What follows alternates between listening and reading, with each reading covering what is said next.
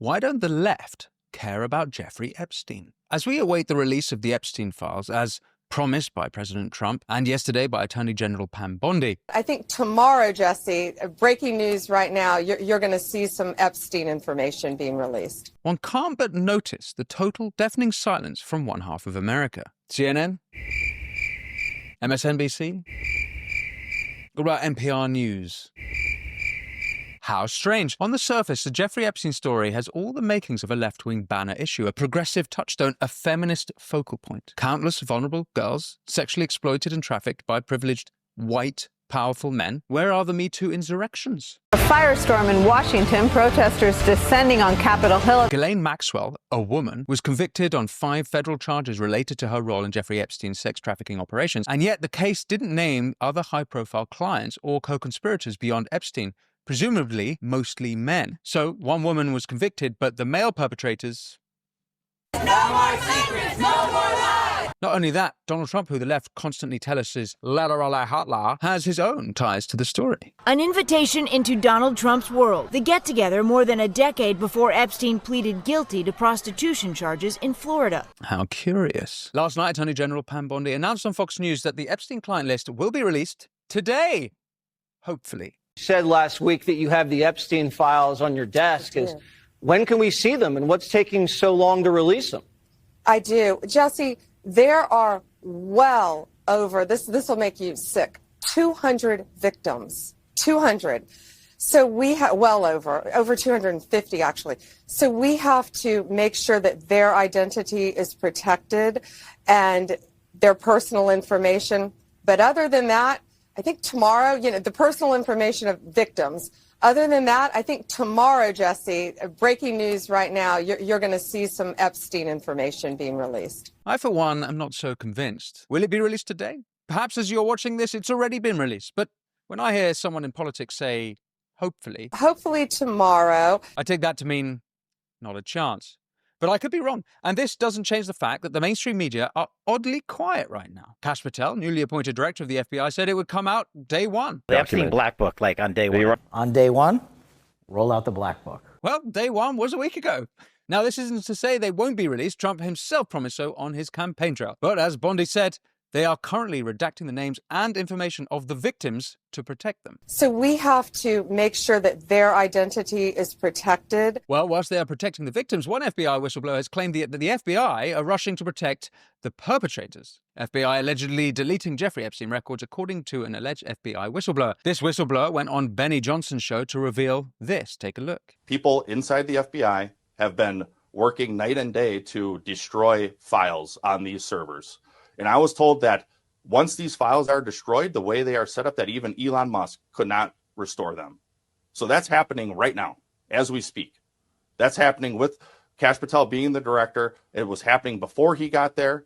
And so that subversion, like I said, started immediately. When it comes to destroying evidence, well, the FBI has form. FBI confirms it deleted files from 4,258 US-based computers. And as you know, the long protracted cover-up around the Jeffrey Epstein case is nothing new. In 2006, the Florida case against Epstein ended in a non-prosecution agreement called the Deal of the Century, allowing him to escape more severe federal charges. Epstein served a sentence of mostly house arrest when he was still allowed to fly to his other homes. Epstein would have faced what equated to a life sentence, up to 75 years, if he'd been convicted of all 5 charges. The mainstream media have been complicit in the cover-up for years. Who could forget this leaked footage of ABC News anchor Amy Robach? I've had the story for 3 years. I've had this interview with Virginia Roberts. We would not put it on the air. First of all, I was told, who's Jeffrey Epstein? No one knows who that is. This is a stupid story. Then the palace found out that we had her whole allegations about Prince Andrew and threatened us a million different ways. We were so afraid we wouldn't be able to interview Kate and Will that also quashed the story. She told me everything. She had pictures. She had everything. It was unbelievable what we had. Clinton, we had everything. Do I think he was killed? 100%. Yes, I do. Because he made his whole living blackmailing people. There were a lot of men in those planes, a lot of men who visited that island, a lot of powerful men who came into that apartment. And the ABC staffer who leaked that footage, well, fired. Then, of course, Epstein commits suicide in jail. Jeffrey Epstein has taken his own life while he was behind bars. Ghislaine Maxwell was found guilty of sex trafficking. Ghislaine Maxwell guilty of one of the worst crimes imaginable, facilitating and participating in the sexual abuse of children. But who to exactly? The judge refused to release the list of clients. The pre-Musk Twitter regime mysteriously deleted a massive Ghislaine Maxwell court case tracker account. And all the while, mainstream media, specifically pro-Democrat media, have been awfully quiet. Let's see how the media are covering it this week using Ground News. We specifically asked them to partner with us because their app and website has allowed me and my team to quickly see through the media bias on any story in the news cycle from left and right news sources. There are multiple articles published on Pam Bondi's announcement on Epstein's list, and we can access every single one on Ground News with context on each source. And interestingly, currently, only 14% of the coverage is coming from left-leaning outlets. This proves that left-leaning media has not reported this story. Without Ground News, we would have completely missed this underlying narrative. Seeing all sides regardless of political lean is important in making informed decisions and seeing through biased reporting, which is why their blind spot feed dedicated to showing stories underreported by the left and the right is so important. I believe in what Ground News is doing, and I encourage you to check it out by scanning this QR code or go to ground.news/Winston. If you subscribe through my link, you'll save 40% off unlimited access. Ground News is subscriber funded, and by supporting my sponsors, you are supporting this show. But back to the Epstein story. All this begs the question, why don't progressive Democrats and the left, more generally, care about his story? Well, there are some possibilities. Peter Thiel went on Joe Rogan to explain his theory about compromat. But I would think that is one of the best motivators that we have, is having dirt on people like that, especially something that could ruin your career, especially people that are deeply embedded in this system of people knowing things about people and using those at their advantage. I mean, that's an age-old strategy in politics. That was J. Edgar Hoover's entire modus operandi. Yeah, look, my riff on it was always that it's a little bit different from the J. Edgar Hoover thing, and the question was always whether the people doing it knew they were getting compromised. And so it's the vibe is not that you somehow got compromised. It was more you were joining this secret club. Right. You got to be made.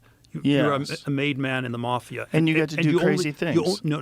It's only if we have compromat on you do you get ahead. There is, of course, the inconvenient truth about Epstein's political donations, predominantly to Democrats. Between 1990 and the late 2010s, his contributions to Democrats are estimated at around $147,000. He gave $20,000 to Hillary Clinton's Senate campaign in 1999, $25,000 to the Clinton Foundation in 2006, and $5,400 to Stacey Plaskett in 2016, with another $2,700 in 2018. He also donated $10,000 to the Democratic Congressional Campaign Committee in 2018, although they returned it days later. His Democratic donations dwarfed the roughly $18,000 he gave to Republicans over the same period. The real total could be higher if you factor in state-level contributions like $50,000 to Bill Richardson's New Mexico campaign, or untracked gifts like an all-expenses-paid trip to the Caribbean. Might the left's reluctance to engage with the Epstein client list be because they are concerned it is their side that will be taken down by the list being exposed? Bill Clinton, Bill Gates. Well, he's dead, so...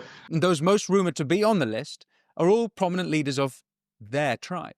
And if it is indeed exposed that these leaders were participants in one of the most evil scandals in modern American history, what does that mean for their political movement? But there are other possible explanations for the liberal left's silence. Might it be because progressives see concerns about pedophilia as a right-wing moral panic to undermine left-wing causes like the LGBTQ movement or Drag Queen Story Hours? Drag Queen Story Time. It's happening in Canada and America, where some public schools and libraries invite drag queens, some dressed like horned demons, to read to young children. When child trafficking comes up, the legacy media is quick to take them down as conspiratorial. Remember Sound of Freedom, the 2023 film exposing such evil? How did the media and Hollywood respond? Countless hit pieces and accusations of conspiracy theories. What about Oliver Anthony's cutting lyric in his song Rich Men North of Richmond? Wish politicians look out for minors, and not just minors on an island somewhere. How do they treat Oliver Anthony? More hit pieces. Forbes wrote, these lyrics directly reference the late Jeffrey Epstein, a man who was arrested years ago and was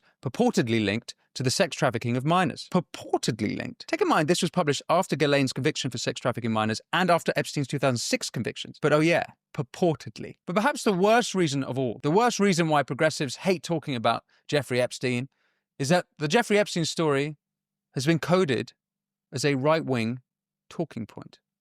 The very act of discussing it risks you being labeled right-wing, conservative, along with Joe Rogan. The Epstein thing is fucking nuts.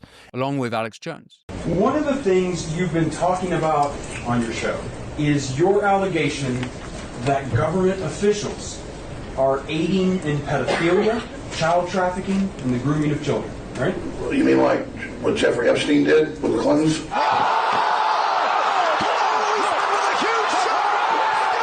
The really sad truth is that individuals fear their own reputation being tarred with that oh-so-terrible label, right-wing, that they would rather be seen as lovey-dovey lefty, one of the good guys, than have anyone think of them as, ugh, right-wing. Principles be damned. Let me know what you think in the comments below. If you enjoyed this video, remember to like and subscribe, and it helps me more than you know. But until next time, be well.